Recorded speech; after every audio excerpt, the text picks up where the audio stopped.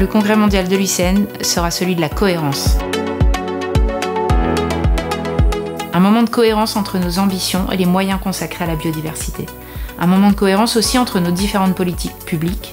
Et puis un moment de cohérence entre nos priorités au niveau national et ce que nous portons au niveau international.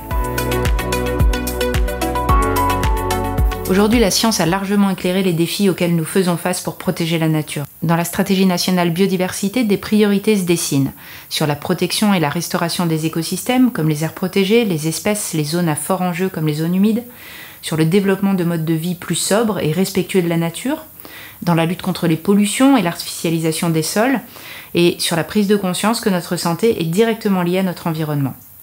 Dans l'idéal, nous savons ce qu'il convient de faire pour être vraiment efficace aujourd'hui. Pour atteindre nos objectifs, il nous faut des plans d'action, des feuilles de route et des calendriers qui soient concrets et opérationnels.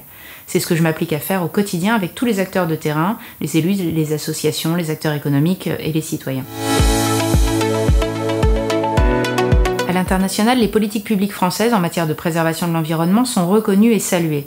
Le président de la République a lancé en janvier, lors d'un One Planet Summit dédié à la biodiversité, les négociations internationales au plus haut niveau. Accueillir en septembre le Congrès mondial de la nature, c'est poursuivre cette mobilisation internationale sur les enjeux de préservation de la biodiversité.